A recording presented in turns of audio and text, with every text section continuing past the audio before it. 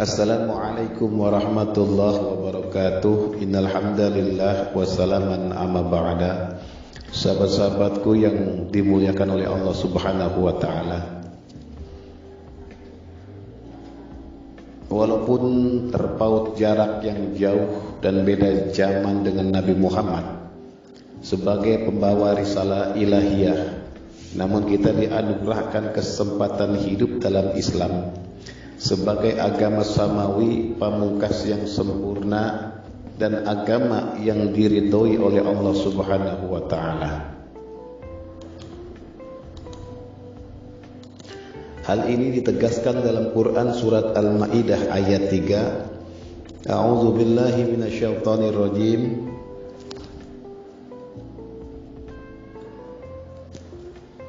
Al-yawma akmaltu lakum dinakum wa atmamtu 'alaikum ni'mati wa raditu lakumul Islam dinan. Artinya pada hari ini telah aku sempurnakan agamamu untukmu dan telah aku cukupkanlah nikmatku kepadamu dan telah aku redhoi Islam sebagai agamamu.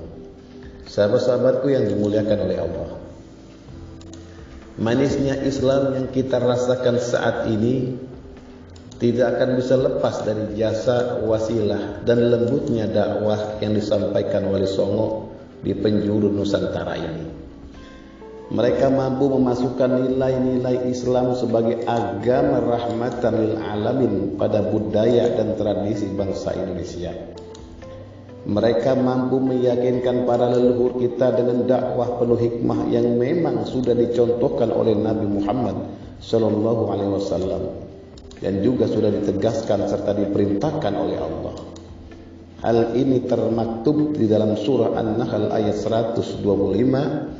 Ud'u ila sabili rabbika bil hikmati wal mau'izatil hasanah wajadilhum billati hiya ahsan. Inna rabbaka huwa a'lamu biman dhalla an sabilihi wa huwa a'lamu bil muhtadin. Artinya, serulah manusia kepada jalan Tuhanmu dengan hikmah dan pengajaran yang baik, dan berdebatlah dengan mereka dengan cara yang baik. Sesungguhnya Tuhanmu dialah yang lebih mengetahui siapa yang sesat dari jalannya, dan dialah yang lebih mengetahui siapa yang mendapat petunjuk. Dalam ayat ini kita harus memahami bahwa penting berdakwah dengan cara yang baik, karena hal baik yang didakwahkan dengan cara tidak baik tentu tidak akan mendapatkan hasil yang baik. Dalam konteks dakwah di Indonesia, kita harus menyadari bahwa Indonesia memiliki keragaman suku, keragaman budaya, tradisi, bahasa, dan agama, sehingga menjadi kewajiban bagi umat Islam untuk mengedepankan dakwah dengan hikmah di tengah kebinekaan Indonesia yang menjadi takdir dan sunatullah. Toleransi menjadi kunci terciptanya kehidupan yang damai. Perbedaan-perbedaan yang ada di tengah-tengah kehidupan bermasyarakat tidak boleh menjadi pemicu konflik akibat arogansi dan prinsip merasa paling benar sendiri. Perbedaan-perbedaan yang ada sudah seharusnya menjadi kekuatan untuk bersama membangun kehidupan yang harmonis, penuh dengan toleransi, serta tidak saling menyakiti dan menyalahkan keyakinan dan kepercayaan orang lain. Allah Subhanahu wa ta'ala berfirman di dalam surah Al-An'am 100 ayat 108, وَلَا تَسُبُّوا الَّذِينَ يَدْعُونَ مِن دُونِ اللَّهِ وَيَسُبُّوا اللَّهَ عَدْوًا بِغَيْرِ عِلْمٍ كَذَلِكَ زَيَّنَ لِكُلِّ أُمَّةٍ عَمَلَهُمْ ثُمَّ إِلَى رَبِّهِمْ مَرْجِعُهُمْ فَيُنَبِّئُهُم بِمَا كَانُوا يَعْمَلُونَ. Artinya, dan janganlah kamu memaki sesembahan yang mereka sembah selain Allah, karena mereka nanti akan memaki Allah dengan melampaui batas tanpa dasar pengetahuan. Demikianlah kami jadikan setiap umat menganggap baik pekerjaan mereka, kemudian kepada Tuhan tempat kembali mereka, lalu Dia akan memberitahukan kepada mereka apa yang telah mereka kerjakan. Sahabat-sahabatku yang dimuliakan oleh Allah, Ayat ini secara khusus ditujukan kepada kita umat Islam tentang bagaimana seharusnya kita bersikap menghadapi sesembahan orang di luar Islam. Ayat ini diturunkan saat suatu ketika orang-orang Islam mencaci maki berhala, sesembahan orang-orang kafir. Kemudian mereka dilarang Allah melalui Nabi untuk tidak memaki-maki itu.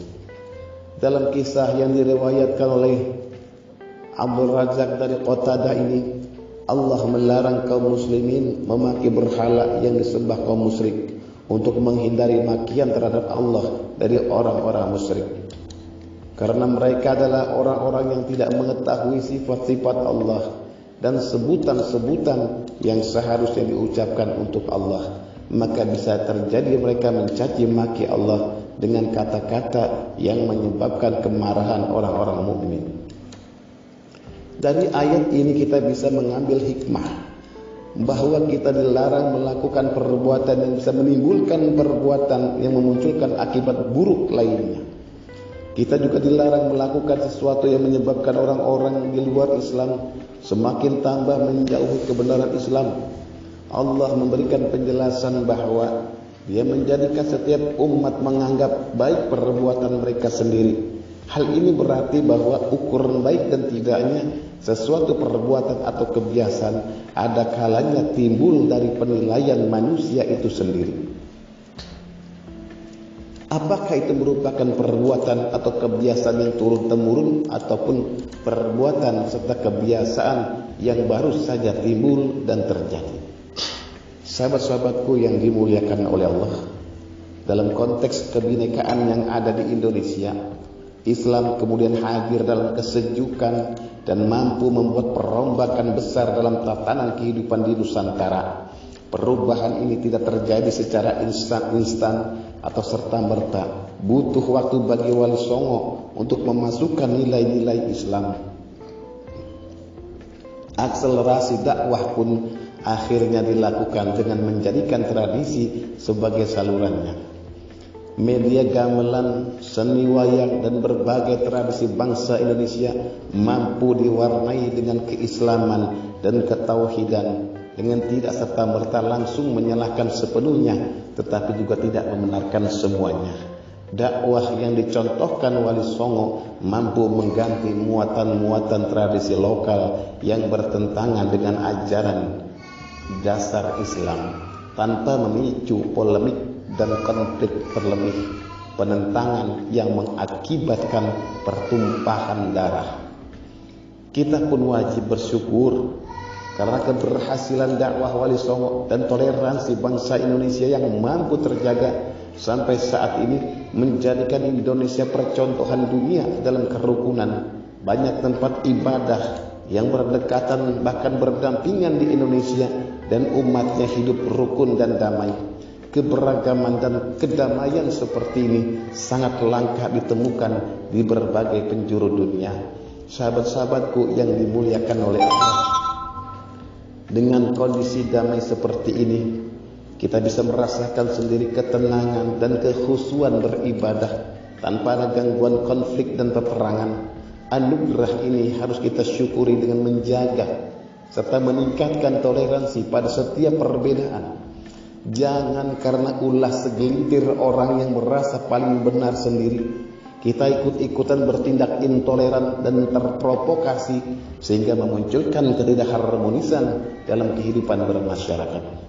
Semoga Allah Subhanahu wa taala senantiasa memberikan perlindungan dan hidayahnya kepada kita semua, sehingga kita mampu menyelaraskan antara Islam, tradisi dan toleransi dalam kehidupan kita sehari-hari. Amin ya rabbal alamin. Tafakum bihadza ihdinas siratal mustaqim. Wassalamu alaikum warahmatullahi wabarakatuh.